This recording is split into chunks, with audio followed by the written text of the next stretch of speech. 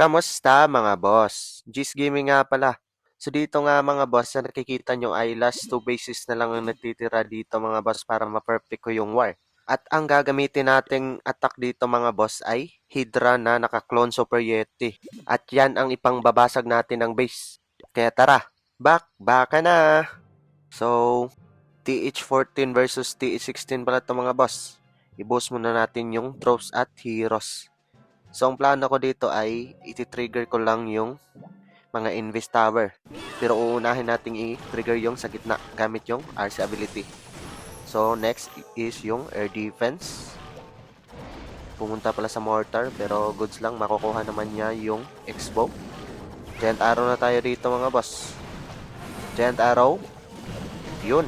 Na-trigger yung Invisible Tower. Dito na tayo maglapag ng Dragon sa gitna. Then, King naman pang cannon sa kabilang side. Dragon Riders. Then, Blimp. So, late muna natin yung Warden ability. Siguro ngayon, sana maabot yung Blimp.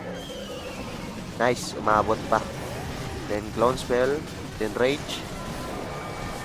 Then, Poison sa tatlong Ice Golem. Siguro, King ability na para makuha yung Invest Tower. Di pa nakuha. Pero goods lang. Nakuha ng Yeti Mites ng Super Super Yeti. So dito, all goods yung attack natin.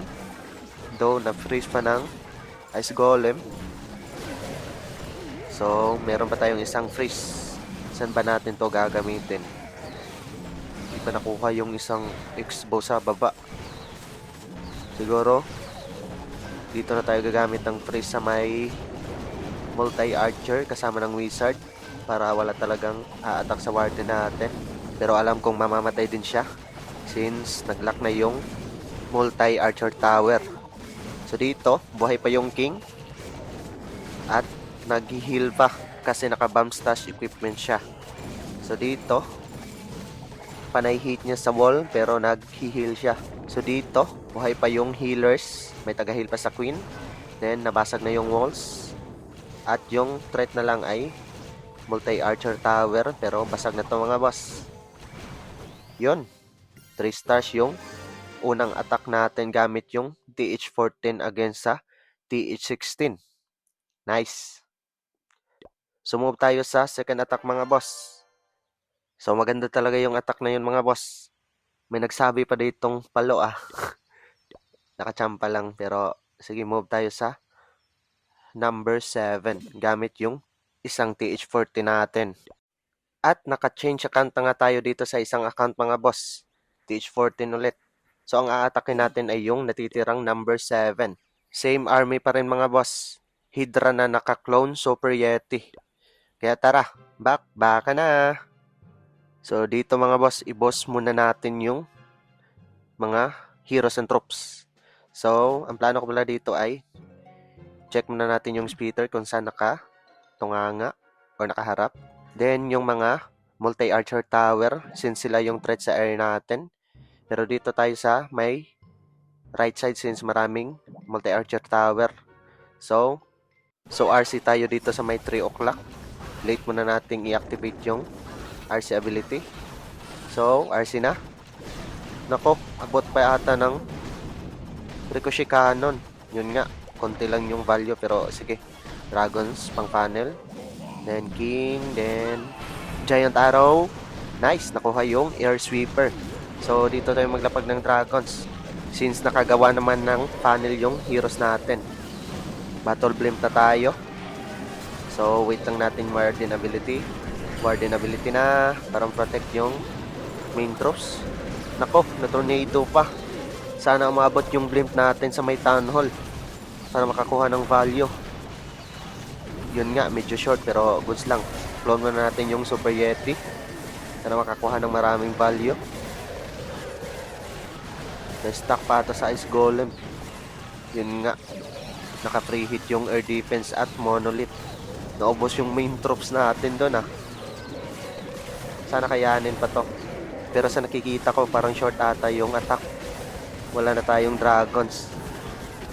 At may single IT pa, di kakayanin ng queen yan.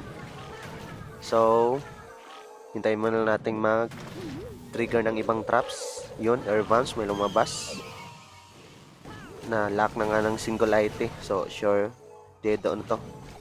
Nag-crossover pa pala, pero bumalik din. Lala mo talaga, Queen. So, fail tayo sa TH14 against sa TH17 nila mga boss. Nabait kasi ng tornado yung blimp natin kaya di umabot sa may town hall. Di tuloy nabasag yung mga main defense doon. Pero sige, linisin muna natin to gamit yung TH18 natin. So, linis time na tayo mga boss. No scout na, attack na agad. So, ang plano ko dito ay same approach pa rin ata mga boss. Since alam na natin kung saan yung tornado. Pero dito tayo sa may 6 o'clock mag ARC ability. At BB Dragons and Dragon for funneling. Then, Giant Arrow dito sa may kabilang side. Nice, nakuha yung nakaharap na Air Sweeper. So, main troops natin sa may gitna. Kasama ng Warden and MP. Distract muna natin ng totem sa gitna. So, madami pa tayong spells dito mga boss. Pero di tayo magsaswag. Overgrowth muna para walang masyadong damage. Then, Warden ability na tayo. Maraming troops ang nasama sa Warden ability natin mga boss. So, dito, restock muna natin yung Singularity. Then, Skeleton Spell, MP ability. So, minions dito pang clean up. Then, Archers. So, hintayin na lang natin ma-activate yung o mawala yung Overgrowth. Then, freeze natin yung Town Hall. So, dito marami-rami pa tayong troops. Pero distract muna natin para sure. So, may freeze pa tayong isa. Siguro, freeze na natin. Walang swag-swag to. Demolition team ata tong umatak. Basag kung basag. So, ganun lang mga boss. Kasi nag-fail yung TH40 natin. Kaya, nilinis agad natin. No need para magplano. Since need natin maka-perfect ng war. Para magka-win streak. So, sa nakikita nyo dito, basag na yung base. May isang building pang natira. Pero, mahaba-haba pa naman yung oras natin. Kaya sure 3 stars na to mga boss. So, nice attack. I mean, di pala nice. Since overkill. Pero 3 stars is a 3 stars mga boss. Need natin yan para magka-win streak sa clan. Kaya yun. Congrats sa clan mga boss. Naka-perfect tayo ng war ngayon against sa UA Cossacks.